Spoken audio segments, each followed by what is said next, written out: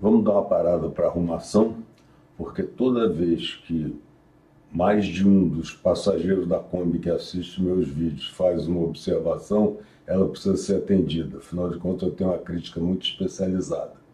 Então, eu vinha tratando de assuntos que foram considerados assim esparsos, e não, na realidade não são. Eu vou explicar por quê.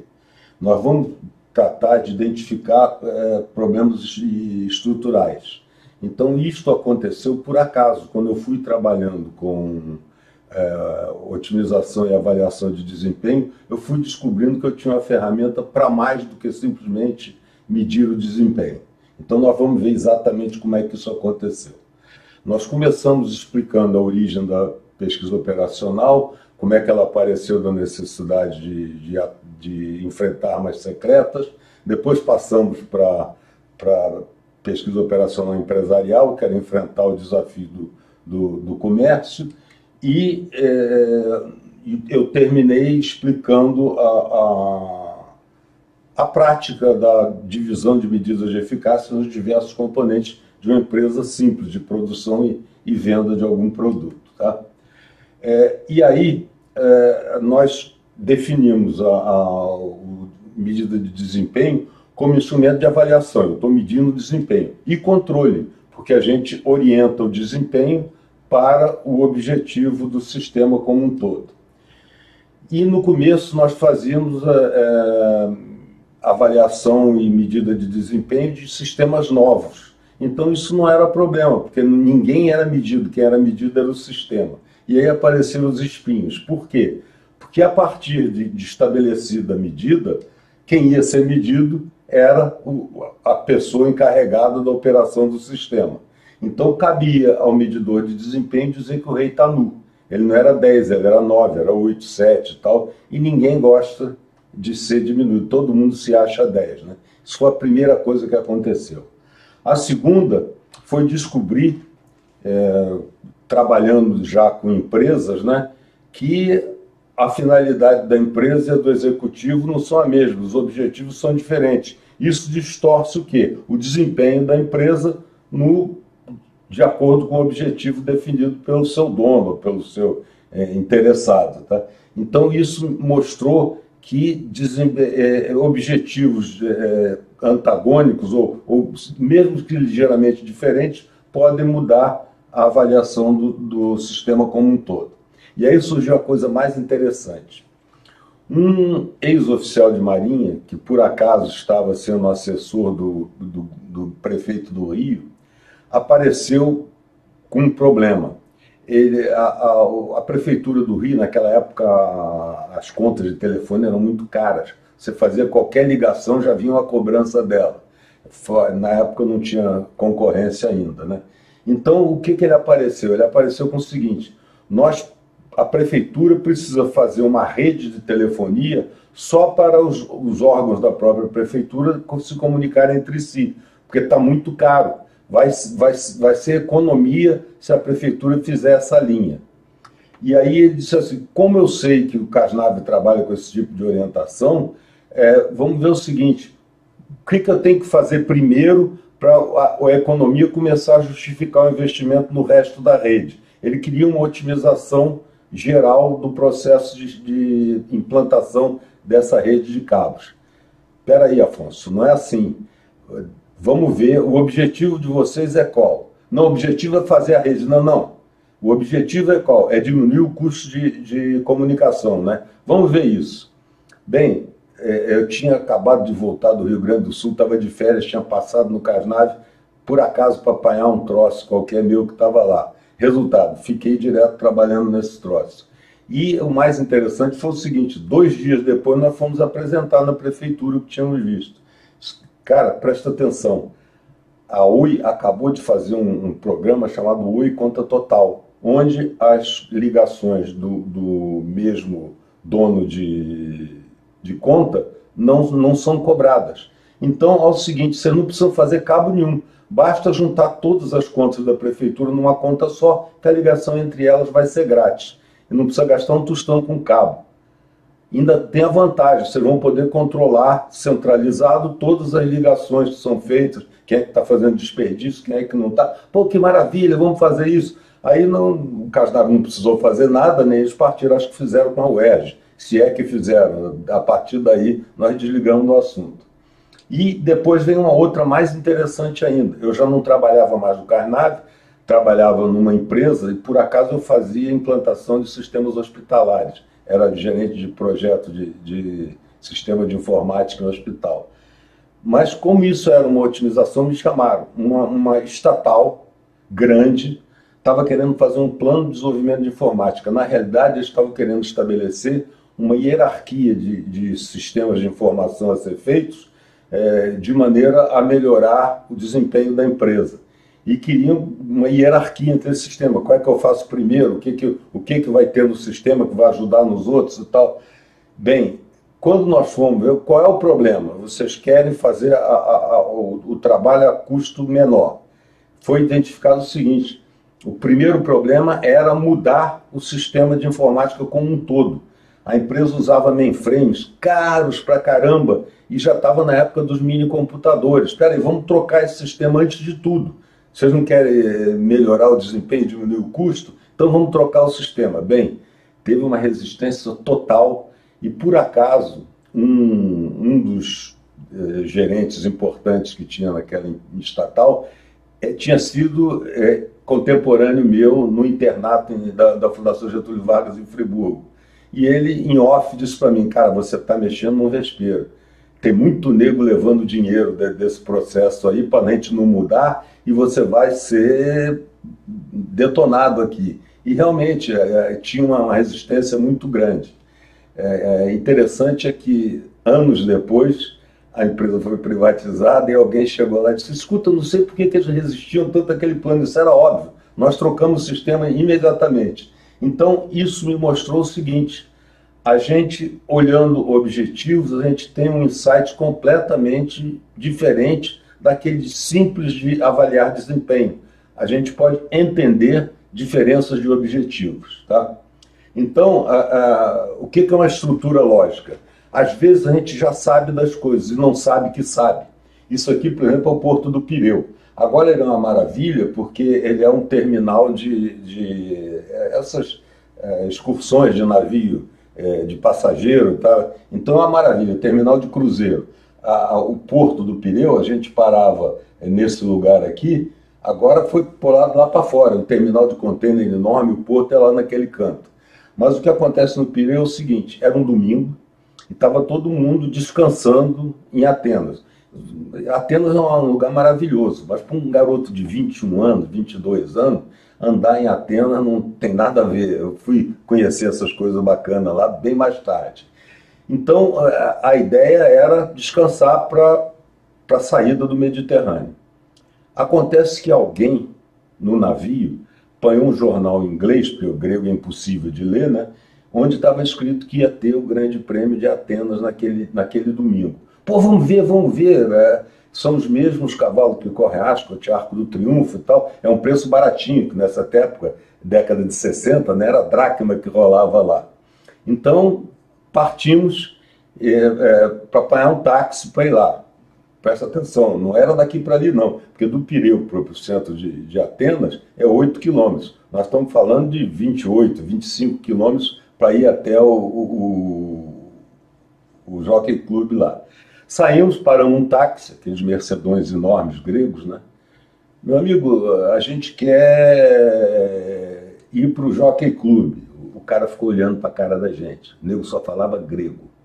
Então, do you speak English, speak Spanish, fala português, não saía nada.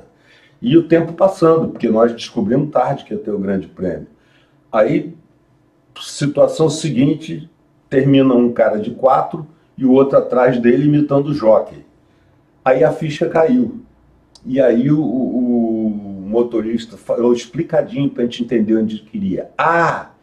Hipódromos. Pô, a gente sabia, só não sabia que sabia. Então é mais ou menos isso a lógica. A gente tem que saber que sabe as coisas, porque geralmente essas coisas de objetivo são intuitivas, mas leva a gente a sair elucubrando sobre coisas e melhorias que o sistema possa ter, que não são dados de primeira. Então, é a ferramenta que a gente tem que usar e tem que saber que ela pode usar.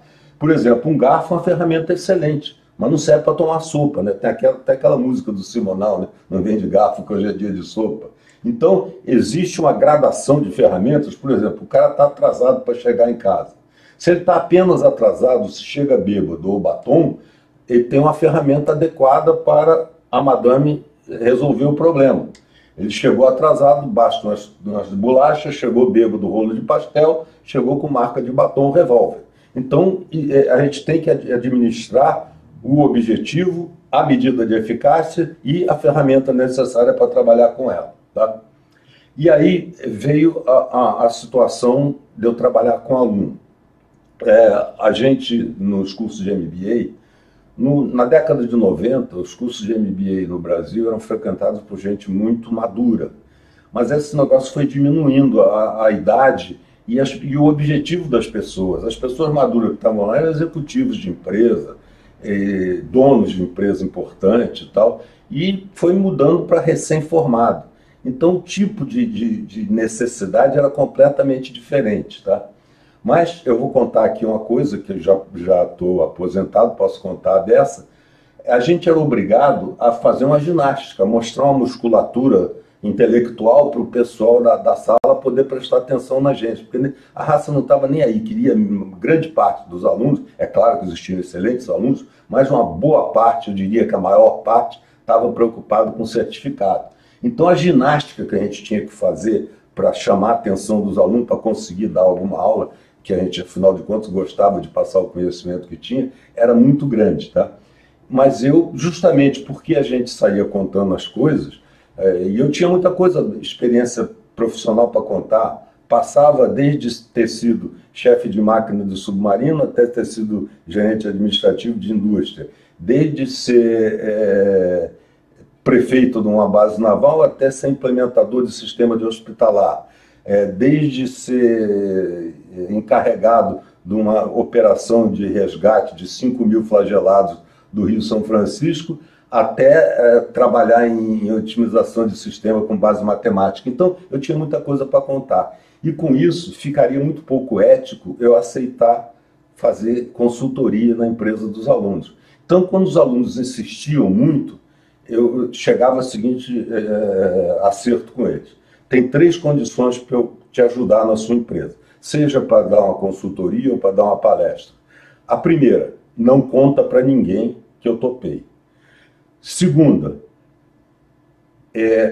eu preciso que vocês, pelo menos, me paguem só a passagem e a estadia. E terceiro, quero companhia para o chopp depois da palestra, depois da consultoria. E aí eu fico como se fosse vocês fazendo um trabalho de fim de curso e eu estou sendo orientador na boa, sem problema. É como se eu estivesse sendo pago pela instituição.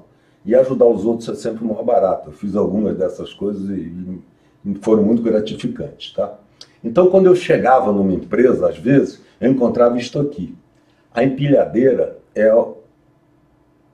a falta de critério sobre rodas, porque ela serve para elevar ou arriar um pallet. E tem uma movimentação para a gente acertar a empilhadeira na frente da estante. Mas ele é um veículo absolutamente absurdo. A carga anda na frente do motorista, do operador, né? Tem um contrapeso de 2 toneladas, 1,5 toneladas, quer dizer, uma ineficiência grande, e sai andando, rebolando pelo meio. Quando você encontra uma porção de empilhadeira na empresa, tem alguma coisa errada, é dinheiro jogado fora. Ela pode perfeitamente ser substituída por um elevador bem mais barato do que ela e uma paleteira daquela que anda pelo lado. Às vezes, vale a pena fazer uma concretagem na empresa para fazer uma espécie de uma ciclovia, só para a paleteira passar para cima e para baixo no meio da empresa, sem atrapalhar ninguém. Então, isto é mais uma coisa, a gente vai acostumando. Se eu sei que o modelo é um modelo de custo, a gente encontra o desperdício pela prática, tá? Então, o livro que eu não escrevi, tá, e que ficou por aí, ele começou pensando em avaliação de desempenho pura e simples aplicado à logística. Mas a partir de uma determinada hora, eu comecei a pensar, bom, eu tenho que passar essa maneira de entender a diferença de objetivo e simplesmente entender o que tem de errado no sistema. E aí eu descobri que além de olhar o horizonte da empresa, eu posso olhar para o céu também. Eu tenho que ver os objetivos, ver quais são os objetivos díspares que tem na empresa e de que maneira, ou na empresa ou no sistema, e ver de que maneira isso está afetando o desempenho de um modo geral. Então, eu parei de pensar na logística, depois parei também de escrever o livro, mas a ideia era exatamente essa, era mostrar como é que a estrutura lógica da empresa, com objetivos díspares, como é que ela pode ser melhorada. E eu mostrei vários desses. Por exemplo, se a polícia for medida pelo índice de criminalidade, vai dar errado, porque o objetivo da polícia não é diminuir a criminalidade. A criminalidade tem a ver com o país inteiro, e não só com a polícia. Então eu fui mostrando, olha, o político, se o objetivo dele não é atender ao povo e sim se reeleger, vai mexer com a coisa. Então, a gente entendendo isso, entende também o que teria que fazer para melhorar o processo. Esse cara aqui, o Michael Jordan,